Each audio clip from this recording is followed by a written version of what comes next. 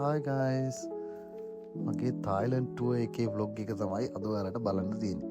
ඉතින් මෙන්න මේ විදිහට තමයි අපි එයාපෝට් එකට ගියේ. පාන්දර 4 වගේ වෙද්දී එයාපෝට් එකට ගියා. ඔය මගේ යාළුවෝ සෙට් එක. විශේෂයෙන් කියන්න ඕනේ මේක අපේ කම්පැනි tour එකක්.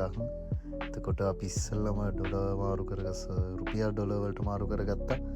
ඉතින් ඊට පස්සේ ඔන්න මගේ ඩොලර් ටික ඔන්න ටිකට් එකත් එක්ක අපි ඉස්සරහට යන්න යනවා.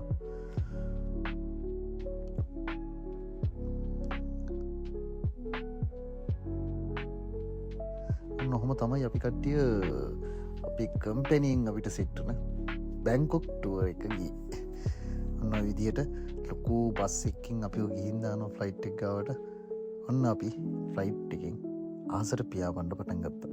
මගේ පළවෙනි අත්දැකීම ඉතින් මට ඇත්තරම් බය හිතුණා ලොකු කට්ටිය කතාවත් එක්ක ලොකු බයක් දැනුණා. ඒ වුණාට හිතුවට වඩා ඒක අමාරුනේ නැහැ.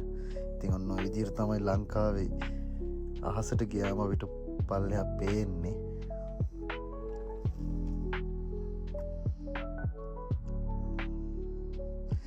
තරම් මතක් කරන්න ශ්‍රී ලංකා එයාලයින් එක මාර විදියට සංග්‍රහ කරා අපිට.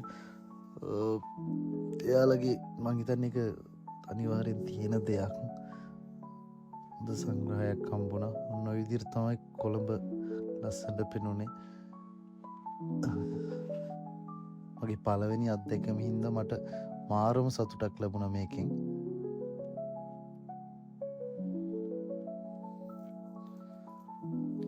මේ තියෙන ඇපල් ජූස් එකක් වෙනවනවත් නෙවෙයි. අපිට ශ්‍රී ලංකන් එයාලයින් එකෙන් සංග්‍රහ කරද්දී අපිට හම්බුණ ඇපල් ජූස් එක. තමන්ට කැමති දෙයක් ඉල්ලගන්න පුළුවන්. එයාලගේ ඔරෙන්ජ් ජූස්, ඇපල් ජූස් වගේ හැමදේම තියෙනවා. මං ගත්තේ ඇපල් ජූස් එකක්. ඉතින් රසයි කියලා හිතුවට ඇත්තට මට ඕක බොන්න බැරි වුණා. මොකද මම පුරුදු නැති හින්දා දන්නේ නැහැ මට ඒකේ රස එච්චර සෙට් උනේ නැහැ.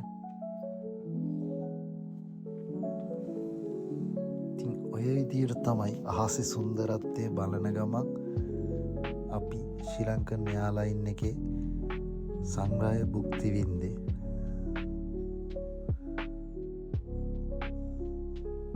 පේනෝනේද ලස්සන පල්ලැයිදල් බලද්දි සුදු පාටට පේන ලස්සන වලාකුළු මැද්දි ෆ්ලයිට් එකකින් යනවා කියන්නේ මාර මමුතු අත්දැකීමක්.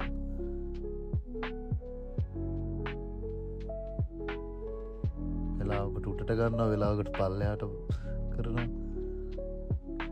ඒ වෙලාවට නම් ඔන්න ඔය වගේ ඔය ඔතනදී අපිට සෙට් වුණා පොඩි අඳුරු ගතියක්. ශ්‍රී ලංකාවේ මොහොත ඒරියාවේ මට මතක විදිහට ඔය ටික. එතකොට ඔන්න ඔය තමයි තායිලන්තේ අහසේ ඉඳලා පොළොව බලද්දි තියෙන විදිය. බලන්න ලංකාවේ තායිලන්ත වලයි අහසේ ඉඳලා බලද්දි ඒ දෙකේ වෙනස. ඇත්තටම ශ්‍රී ලංකාවේ ඉන්නවා කියන්නේ ඔන්න ඔය විදියට තමයි අපි ලෑන්ඩ් කරේ. එයාපෝට් එක මොකක්ද කිව්වොත් බැංකොක් වල ස්වර්ණ භූමි එයාපෝට් එකේ තමයි අපි ඔන්න ඔය විදියට ලෑන්ඩ් කරේ. එතකොට 12යි ගානක් වෙලා තිබ්බ වෙලාව පැය 3මාරක් වගේ තමයි මට මතක විදිහට අපිට ගියේ බැංකොක් වලට යන්න ශ්‍රී ලංකාවේ කටුනායක එයාපෝට් එකේ ඉඳලා. එතනදී නම් පොඩි ගැස්සීමක් ඇති වුණා.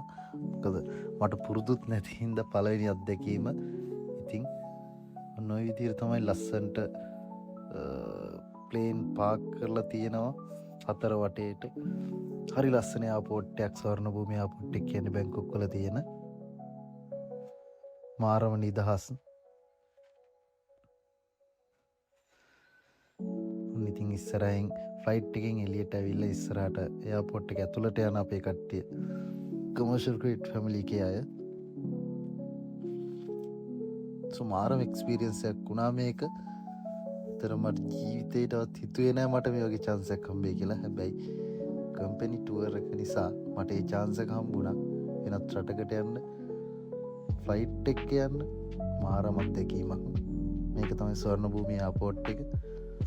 හරි ලස්සනට පේන්ටින් කරලා තියෙනවා. හරි ලස්සනට සැරසිලි තියෙනවා. ඒ වගේ තාක්ෂණයේ පැත්තෙන් ගත්තමත් හරි. ඒ කට්ටිය මාර විදියට මේක මේන්ටේන් කරනවා.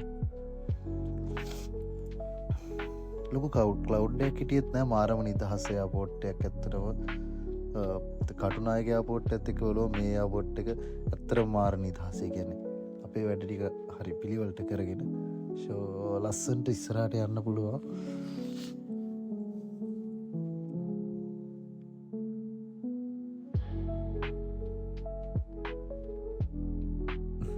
ඔය තියන්න වගේ ගත්ත ෆොටෝස් කීපයක් ඔක්කොම දාලා නෑ ඉති කොම දාන්නත් බෑන බ්ලොග් එකට. මේ තියෙන්නේ අපි එයාපෝට් එකින් ගන්න ඇවිල්ලා හිටපු අපේ ඒජන්ට් කෙනෙක් කම්පැනි ගානයෙන් අරගෙනන්න ඒජන්ට් එතකොට එයා තමයි අපිෝ ගන්න එන්නේ යාපොට් එකට ඇවිල්ලිවරලා සුපලයින් බස් එකින් අප එක්ක යනවා පින්න හෝටලේට පේනවානේ මාරම ලස්සන නගරයක් බැංකොක් කියන්න බැංකොක් යාපොට්ටිද අපිෝ යනගමන් අපේ හෝටලේට ටිකක් දුර යන්න තිබ්බා පිට ඇත්තනම හරි ලස්සන ගහ කොල නැතිවුණට ලොකු ගොඩ නැගිලි බැලු බැලු හැමතරම තියෙන්නේ වින්න විශාල ගොඩ නැගිලි තමයි මේ තියන්නේ අපි ඒජන් අපිට ලෑස්ති කරලා තිබ්බ අපේ ලංච් එක ලංච් බොක්සයක් කම්බුණා අපිට එකත් එක්ක ඔරෙන් ජූසෙක්කුයි මික්ස් රයිස්සයක් තමයි තිබ්බේ ඇත්තරම රස කෑම එකක් මාරවේල්කම්යක් තිබ්බා අපිට ඉතින් ඔන්න ඔය විදිහට තමයි අපි එහෙට ගියේ.